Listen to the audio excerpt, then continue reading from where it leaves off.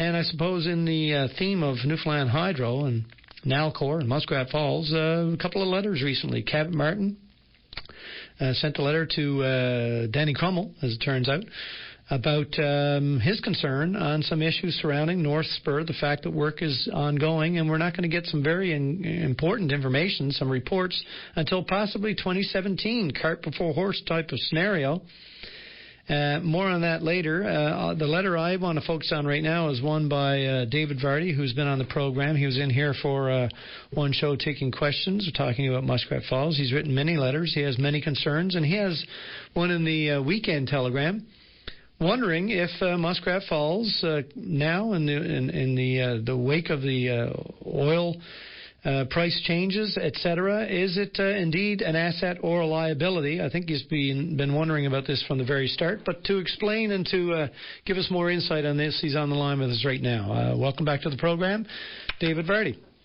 Good afternoon, Pete. How are you, sir? Good to be here. Yes. I read with interest your letter. You're saying that that Nalcor can no longer hang its hat on this as an energy project, and so they're trying to make it into essentially a revenue generator, but you suspect even that is possibly the case.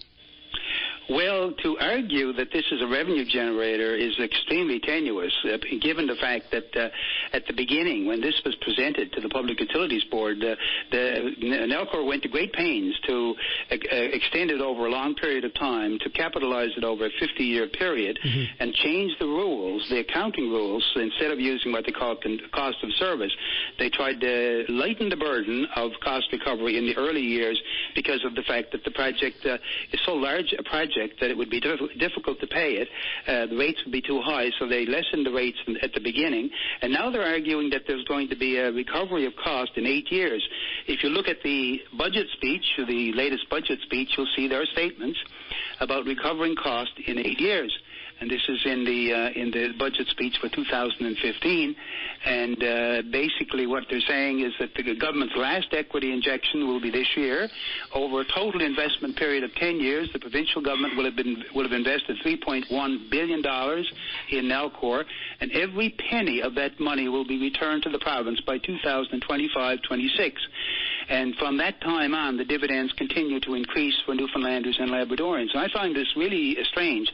There are other statements by others, including the Premier, around the same time, after the budget, making the same kind of claim that this project is going to pay itself back, that the provincial equity is going to be returned to the province within 8 years, by 25-26.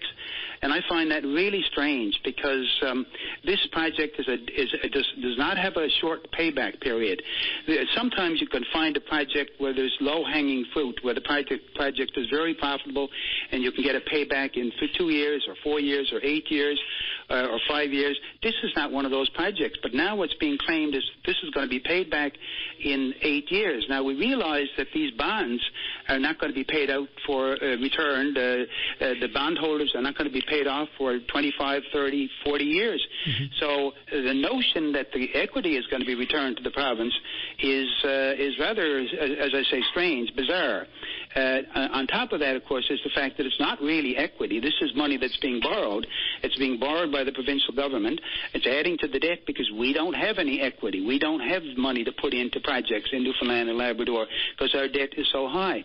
And here we are, we're calling it equity, and we're saying that we're going to withdraw our equity within 8 years. Now, there are certain requirements, ratios that have to be kept in place, including the ratio of debt to equity, and as long as the people that hold the bonds are out there being owed money, they're not going to be too keen on the provincial government withdrawing its equity, because one of the things that the lenders insist on is that the people that are taking the risk, the equity risk, that they stay in throughout the whole process, so the capital structure is maintained. So there are a lot of things that are being said about this project, taking attention off the energy side, placing emphasis on revenues, that I find very strange. And another statement along the same lines is a statement by the CEO of Nalcor, where he claims that over the term of this project, it's going to generate $30 billion, that this will generate significant value and cash flows in excess of $30 billion over the life of the project. So this is essentially arguing that the project is going to create profits and revenues to the provincial government. And this is really unusual given the fact that the project is so marginal. It can only generate profit if the provincial government allows them a very high rate of return on their equity. And if they do that, then guess who's going to pay for it? It's going to be the ratepayer that's going to have to pay. So that's the issue for me right now, is the fact that this project is being presented as a cash cow. And if anybody can, it really is a stretch of the imagination to argue that this is a cash cow, because up to this point in time, it's been a drain on the Treasury. Yeah, it's curious to try to figure this out. Essentially, I mean, all the money is coming from ratepayers. We're going to be potentially up to double, our rates for electricity by the time this is all said and done. So really it's coming from us. I mean, essentially the government could have just increased our taxes that much and for no expenditure brought in that kind of money from the same people. Isn't that about accurate? That's true, except, there's something called consumer resistance. And when the rates go too high, then people are going to rebel. And you're already seeing a lot of people switching over to heat pumps and mini splits and solar heating, wind heating. And you're going to see that come on in big time, because people are not going to pay those rates. Which means the people that don't do that are going to pay even more, because this still has to bring in the revenue to cover the payments. Exactly, and it's going to be a spiral. It's going to be a spiral, and what's going to happen is that there's something called elasticity of demand that economists talk about, and as the price goes up, people start to withdraw their consumption, and that's what you're going to see here. And this elasticity of consumption factor was not really entered into the modeling that was done, because over the long term, the demand for virtually every commodity on the face of the planet is elastic. And energy, while people may want to consume the same amount of energy, the form of energy in which it's consumed will differ. And people will switch from electric heat to oil heat. They'll switch. And if oil is too high, they'll switch to other forms of heating.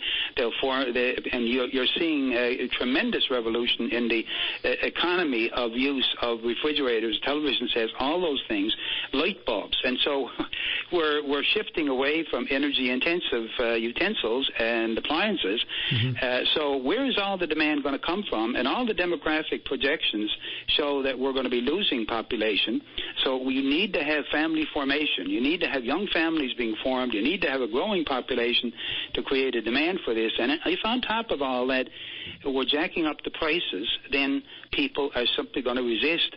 And so if what happens is the taxpayer has to pick it up, then of course the result of all this will be that the public debt will even be further accentuated. So taxes could go up, and as rates go up, essentially, because the government isn't. When they talk of all these billions of dollars of revenue, are they taking into consideration what they're going to have to pay out again to pay electricity for people who simply can't anymore? That's right, and you have to remember that the interest that we borrow has to be paid. So we can't just assume this money we're getting is free money. It's got to be repaid. So this is interest that has to be paid, and so the notion, if we're bragging about the fact that there's $30 billion worth of revenue going to be extracted from the ratepayers, then I think the ratepayers are going to say, this is money you're taking out of our hide. Are you really bragging about that? Do you really want to brag about the $30 billion? Because that's perhaps not something we should be boasting about. Yeah. The difference between this and the Upper Churchill, of course, the Upper Churchill people were complaining about all the revenue that didn't come here, the profits that went to Quebec instead of here. That's right. This is money we've spent and that we have to pay back now that can only come from us. They're different, but boy, they sure feel the same somehow. The Upper Churchill money was money we never had. That's right. This is money we had in our pocket. Now it's being taken out of our pocket. It's a big difference. It's a big difference when you have to pay out. Yeah. What people don't realize when they look at the Upper Churchill and the Lower Churchill here is there's a huge difference between the Muskrat Falls and the Upper Churchill from a number of perspectives. One is what they call the head, the hydraulic head.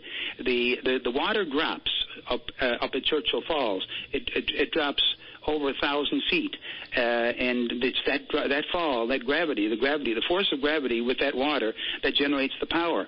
At Muskrat Falls, the hydraulic head, is something like 140 feet, so it's probably 1/8 of the amount of the Upper Churchill. The amount of water is still the same. There's lots of water there as long as we have a water management agreement that works, and that's another story.